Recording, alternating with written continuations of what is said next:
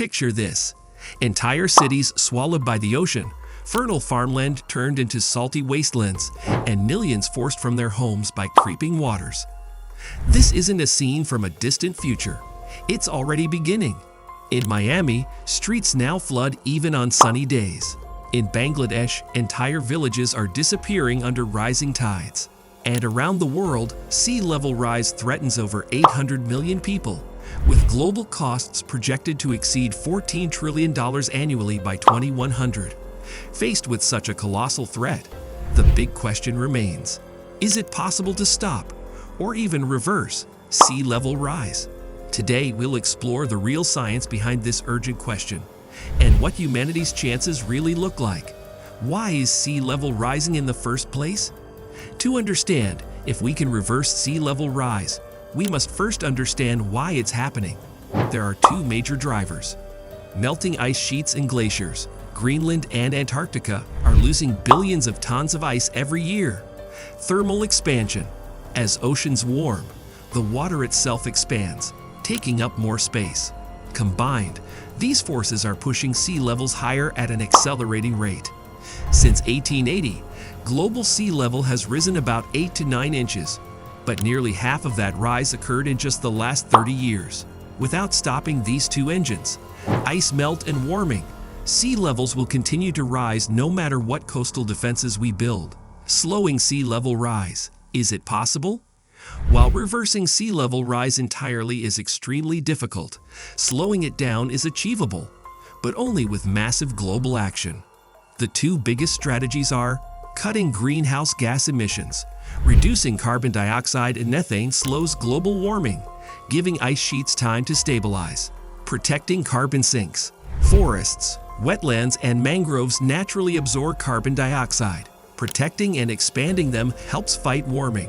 According to NASA and the IPCC, if the world aggressively cuts emissions by 50% by 2030 and reaches net zero by 2050, we could slow sea level rise significantly by the second half of this century. But slowing isn't reversing. The water that's already been added to oceans is here to stay for centuries, unless we attempt something even more radical: geoengineering ideas to reverse sea level rise. Scientists are exploring bold, controversial ideas to actively lower sea levels. Number 1. Refreezing the Arctic and Antarctic. Some proposals suggest using massive reflective sheets or spraying aerosols into the atmosphere to reflect sunlight and cool polar regions. Cooling polar regions faster could slow ice melt dramatically. However, geoengineering the atmosphere carries major risks: unintended climate shifts, disrupted rainfall, and political conflict over weather control. Number 2. Massive carbon removal from the atmosphere. Techniques like direct air capture aim to suck carbon dioxide straight out of the air and store it underground. Companies like Climeworks are building DAC plants, but at current rates, it would take millions of machines decades to remove enough carbon to meaningfully lower sea levels. Number 3. Building giant barriers around ice sheets. Researchers have proposed constructing underwater walls or barriers around parts of Antarctica to block warm ocean currents from reaching ice sheet bases. This could potentially slow or even partially reverse melting. A Princeton study in 2018 suggested that carefully placed barriers could stabilize glaciers like Thwaites, known as the Doomsday Glacier. But these projects would cost hundreds of billions of dollars and would require unprecedented international cooperation. Can we remove water from the oceans directly? One radical idea: physically removing seawater. Some proposed pumping excess seawater into deep underground aquifers or even onto certain deserts. But the numbers don't work. To offset even a few inches of sea level rise, we'd have to move hundreds of cubic kilometers of water, far beyond current technology or energy budgets. In short, draining the oceans isn't a realistic solution. How much sea level rise is already locked in? Here's the sobering reality. Even if all greenhouse gas emissions stop today, we're already committed to around 1 to 3 feet of sea level rise by 2100. Why? Because of thermal inertia. The oceans and ice sheets react slowly to temperature changes. The heat we've trapped over the last century will continue melting ice and expanding water for decades to come. Reversing the rise would require not just stopping global warming, but actually cooling the planet back to pre-industrial levels. The window for action is closing fast. Every year of delay locks in more sea level rise, more flooded cities, and more climate refugees. Waiting for miracle technologies won't save us.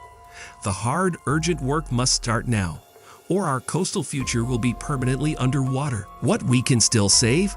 While reversing all sea level rise may not be possible soon, aggressive action can still save major cities like New York, Tokyo, and Mumbai from catastrophic flooding. Protect small island nations like the Maldives and Tuvalu from total disappearance. Preserve crucial ecosystems like mangroves, salt marshes, and coral reefs that shield coastlines naturally. Even 1 foot less sea level rise by 2100 would mean millions fewer displaced people and trillions of dollars saved in disaster costs. The power of adaptation. Besides fighting the cause, we must also adapt to the reality of higher seas. Building smarter cities, elevated buildings, floating neighborhoods, and flood-resilient infrastructure. Restoring natural barriers. Mangroves, coral reefs, and wetlands absorb storm energy and reduce flooding. Relocation strategies. Some areas may need planned retreat, moving communities away from doomed coastlines. By combining mitigation and adaptation, we can still write a future where humanity lives with, rather than falls beneath, the rising waters. Sea level rise isn't a distant threat. It's a reality shaping our world right now. And while we may not be able to turn back the tide entirely, we can slow it, soften its impact, and save what still remains. But only if we move faster, dream bigger, and act with the urgency this moment demands. Because once the water claims the land, no wall, no machine, no invention can bring it back. The choice isn't between full reversal or full surrender. It's between acting today or paying the price forever. If you care about protecting your future and the world we still have, subscribe now for real-world facts and solutions that matter before the clock runs out.